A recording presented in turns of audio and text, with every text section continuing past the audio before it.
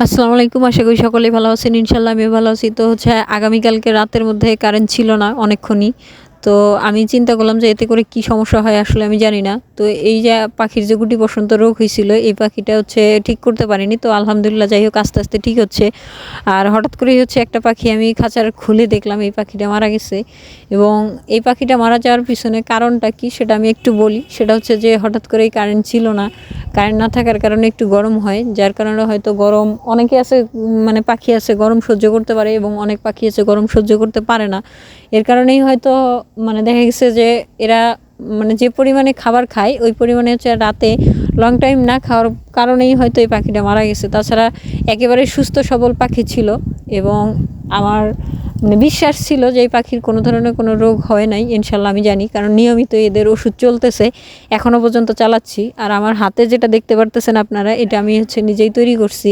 এটা তৈরি করার পিছনে কারণ আছে। কারণ হচ্ছে কি যে আমি যখন ঝাড়ু দিয়ে হচ্ছে নিচ থেকে ময়লাটা বের করে নিয়ে আসি খাঁচার, তখন হাতের মধ্যে মানে পেশার পরে একটু ব্যথা ব্যথা অনুভব হয়। এজন্যই আমি চিন্তা করলাম যে মানে আপডেট কিছু তৈরি করা যায় কিনা, যেটা দিয়ে হচ্ছে কাজটা আমার সহজ হয়ে যাবে। তো আমি এক সাইডে হচ্ছে একটু চিকন বাড়তি রাখছি এবং এক সাইডে একটু কম রাখছি। এক সাইডে বাড়তি রাখার কারণ হচ্ছে এটাই, কারণ হলো যে মানে আমি ইট দিয়ে খাঁচাগুলো হচ্ছে উপরে উঠাইয়া দিছি যেন অনায়াসে হচ্ছে ময়লাগুলো বের করতে পারি এবং কাঠের ভুসিগুলো আমি দিতে পারি।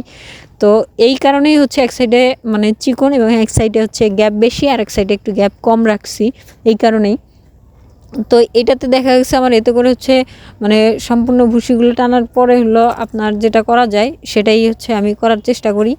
এবং দেখা গেছে যে এতে করে হচ্ছে কাজ করতে সুবিধা হয় এবং হচ্ছে অনায়াসেই আমার কাজগুলো করা যায়।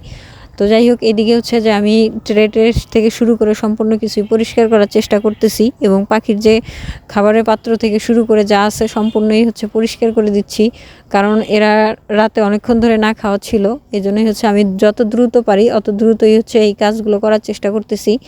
আর আপনারা সকলেই জানেন যে আমি একা হাতে সব কিছুই আমাকে করতে হয়, এজন্যই আমি একা হাতেই সব কিছু করতেছি এবং এক হাতে হচ্ছে ফোন এবং এক হাত দিয়ে কাজ করতেছি। যেহেতু এক হাত দিয়ে কাজ করাটা একটু কষ্টই হয়ে যায়, তারপরেও আমি দেখানোর চেষ্টা করতেছি যে আমি আসলে কিভাবে কাজগুলো করে থাকি।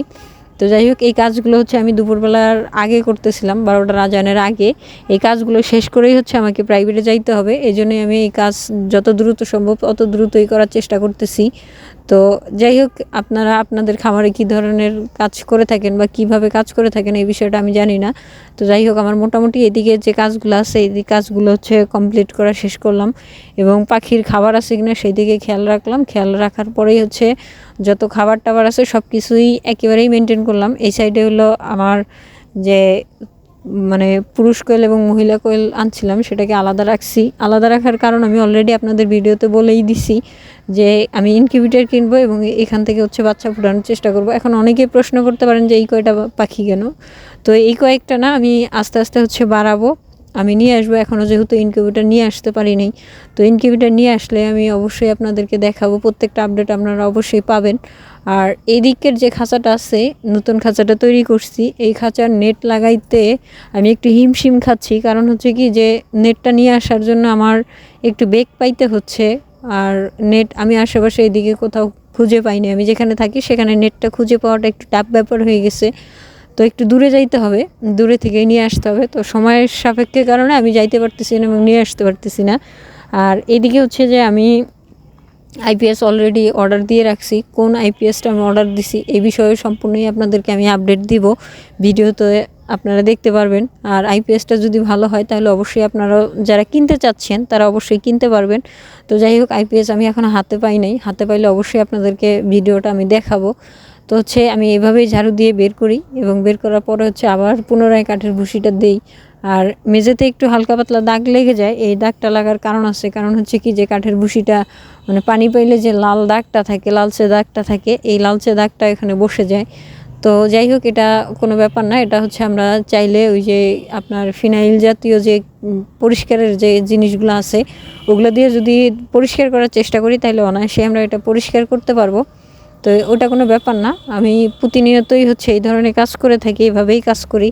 আমার দিনে হচ্ছে 2 থেকে 3 বার পরিষ্কার করতে হয়, নাইলে যে গন্ধর বিষয়টা থাকে এই গন্ধটা একটু ছড়াবে, এই ভয়েই হচ্ছে আমাকে 2 থেকে 3 বেলা পরিষ্কার করতে হয়। তো যাই হোক, পরিষ্কার করা শেষ হয়ে গেছে এবং আমি নতুন করে আবারও কাঠের ভুসি দিয়ে দিচ্ছি, আপনাদের দেখাইলাম। এবং এই ভুসিটা যেটা দেখতে পারতেছেন, এই ভুসিটা এবার আমি কি করি সেটাও আপনারা খেয়াল করেন, অবশ্যই দেখতে পারবেন।